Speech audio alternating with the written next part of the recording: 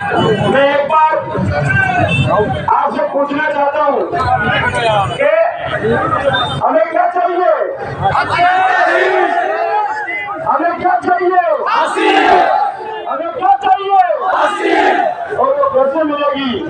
जब उस व्यक्ति का पोस्टमार्टम होगा, उसका ऑपरेशन होगा, सामूहिक बलात्कार पूर्ण होगा, उस घटना को रियल ऑफ रियल का दर्जा मिलेगा, उस घटना के अंदर कोई तारीख नहीं पड़ेगी, उसकी लोक सुनवाई होगी और चालान कम से कम समय में होगा। ये बात सरकार की तरफ से मैं भी आपका समाज का बेटा और उसके अधिकारियों के मुंह से सुनना चाहता हूँ। इसलिए मैं जिला एसपी को कहूंगा कि हमारी सबसे बड़ी मांग है उसके बारे में हमें बताएं। तो मुख्यमंत्री जी के स्तर पर निर्देश दिया, उसके बाद आप लोगों ने क्या निर्णय किया?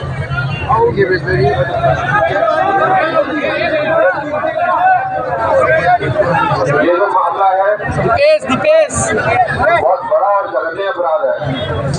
उसी तत्परता से इस मामले में पहले दिन से पुलिस ने कार्रवाई करी है। 2 लोगों को इसमें अरेस्ट कर लिया गया है। महिलाओं और जो नाबालिग बच्चे थे उनको तक नहीं छोड़ा है।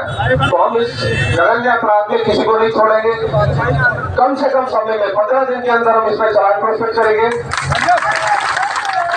हम आश्वस्त करते हैं कि डेली इसकी तारीखें पड़ेंगी और इसमें सख्त से सख्त सजा दिलवाएंगे। हम इसमें फांसी की सजा दिलवाएंगे सबको। और इस प्रकरण में आप बिल्कुल निश्चित रहे, आप और हम एक हैं।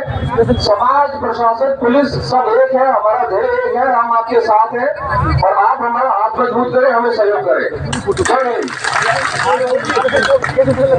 बिल्कुल इसको केस ऑफिसर चीफ में हम लगाएंगे और डे टू डे इसकी मॉनिटरिंग होगी। किसी को बख्शा नहीं जाएगा और भी इसमें जो संलिप्त है उन पर भी कार्रवाई करेंगे। हम और आप इसमें एक है, बिल्कुल आप निश्चित रहे। मेरा आपसे यही जो आग्रह है कि आप हमारा सहयोग करें, क्योंकि पोस्टमार्टम जितना लेट होगा वो साक्ष्य मिटेंगे और आरोपियों को मौका मिलेगा। तो आप हमारा हेल्प करें, सहयोग करें। जय हिंद। इस बात पे आप लोग सहमत हो या नहीं हो? हम फांसी वाली मांग की बात पे सहमत है या नहीं है? अब दूसरी बात हम करेंगे। एक मैं जिला कलेक्टर से मांग करना चाहता हूँ और कलेक्टर साहब मैं कहना चाहता हूँ कि शायद हिंदुस्तान में ये प्रयोग किसी ने नहीं किया होगा, लेकिन आप एक प्रयोगधर्मी अधिकारी हैं।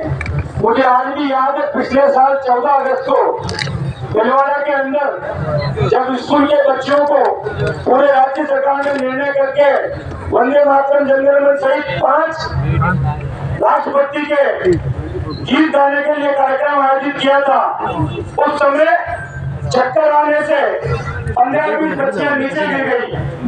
उसी वक्त भीलवाड़ा के जिला कलेक्टर ने मेरे सामने सीएमएचओ को बुला के इस बात का निर्देश दिया कि भीलवाड़ा जिले की स्कूल में पढ़ने वाला एक भी बच्चा या बच्ची, उसकी मुझे डिटेल हेल्थ रिपोर्ट मेरे टेबल के ऊपर चाहिए कि क्या इसकी ये हालत है या नहीं है, कि वो उसके अंदर ब्लड कितना है, उसको कोई गंभीर बीमारी तो नहीं है, और उसके बाद अगर किसी के कोई गंभीर बीमारी होगी तो उसका डीएमएफटी के माध्यम से अलग से इलाज करूंगा।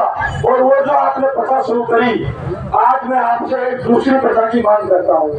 और भगवान देवनाथ की सौगंध, ये मेरे मन में रास्ते में आते हुए विचार आया, मैंने इनको भी नहीं बताया अभी तक, और हो सकता है ये क्या पता क्या क्या, लेकिन मैं मांग करता हूँ कि आज हमारी बहन और बेटियां जिनके साथ बलात्कार होता है, वो कई बार शर्म के मारे उनके साथ छेड़छाड़ की घटनाओं को पी जाती है और लोगों के सामने सार्वजनिक नहीं करती है कि मेरे साथ क्यों घटना घटी, क्योंकि कभी वो परिवार से डर जाती है, कभी वो लोगों से डर जाती है किसने क्या कहा क्या नहीं कहा।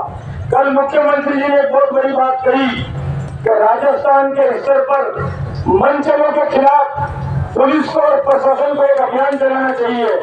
आज मैं आपसे कहता हूँ, आप एक प्रयोग शुरू करिए, क्योंकि जो बच्चियां स्कूल जाती है, हम जब भी सुनते हैं तो बलात्कार की घटनाओं में फला स्कूल के वहां पर गैंगरेप हो गया, फला स्कूल के वहां पर छेड़छाड़ हो गई, फला बच्ची वहां पर उसके साथ हो गई, वो बहुत सी छेड़छाड़ की घटनाओं को पी जाती है।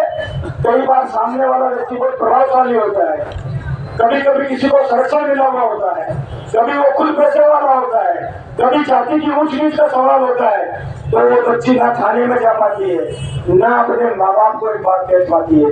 मैं आपसे कहना चाहता हूँ कि आप एक नई शुरुआत करोगे। हर जो स्कूल है बच्चियों की, लड़कियों की स्कूल, उसमें एक शिकायत पेटिका जिसका ताले की चाबी संबंधित थाने के अंदर हो, हर स्कूल के अंदर आप उस पेटी को रखवाओ और उसके ऊपर बच्चों को जागरूक करो कि बेटा अगर तुम्हें कोई छेड़ता है, चाहे वो स्कूल का अध्यापक ही क्यों नहीं हो, अगर कोई तुम्हारे साथ गलत व्यवहार करता है, कोई स्कूल से बाहर निकलते अंदर आते हुए तुम्हें मंचला छेड़ता है, तो तुम एक काम करना बेटा, वो चिट्ठी कलेक्टर के नाम पे लिख के उसको उस सीलबंद लिफाफे के अंदर डाल देना, जिसको पुलिस के अलावा कोई नहीं खोलेगा।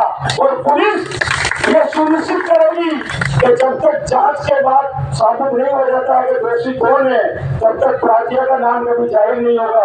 अगर आप ये शुरुआत करेंगे तो पूरे राजस्थान के लोग आपको इस बात के लिए याद करेंगे कि कल मुख्यमंत्री ने कहा, आज यहाँ पर 36 कौम के लोग बैठे हुए हैं और शायद सबके मन में ये भावना है कि हमारी बेटियां सुरक्षित रहनी चाहिए। और एक बड़ा सवाल भी है, क्योंकि जो इन बच्चियों के साथ बलात्कार करते हैं वो पृथ्वी के बाहर के लोग नहीं है, वो आपके और हमारे बीच के लोग, वो हमारे समाज में ही रहते हैं, हमारे आसपास ही रहते हैं। वो दरिंदे कब मानव से दानव बन जाते हैं, लेकिन मानव से दानव बनने की प्रक्रिया में आदमी छोटी छोटी गलतियां करता है, किसी को छेड़ेगा, किसी को फुसलाएगा, किसी को कुछ गलत जगह से देखेगा, कोई गलत कमेंट करेगा। अगर बेटियां एक बार जागरूक हो गई और उन शिकायत पेटिकों के अंदर, आप जरूरी नहीं सब जगह एक साथ रखवाएं, क्रमबद्ध तरीके से आप रखवाना शुरू करें। और जिस तरह से एसपी साहब पीठ कांस्टेबल लगाते हैं, उस तरह से उन स्कूलों के लिए एक कांस्टेबल है जिसकी जिम्मेदारी है कि उसको खोले और खोलने के बाद में उस शिकायत को अपने थानाधिकारी और प्रशासन के अधिकारियों की जानकारी में लाके उसकी सत्यता को परख कर समय पर कार्रवाई कर दे। तो कई ऐसे मंजिलें हैं जिनकी समय पर पुलिस भड़ास निकाल देगी, तो वो अपनी भड़ास के लोग नहीं निकालेंगे, उनके बारे में लोगों का समझ खराब नहीं होगा। ये मांग कैसी आप बताओ, ये करना चाहिए नहीं करना चाहिए? अब मैं आपसे पूछूंगा सर, ये करना चाहिए नहीं करना चाहिए? बहुत अच्छा सुझाव है। और 15 अगस्त के पहले सभी स्कूलों में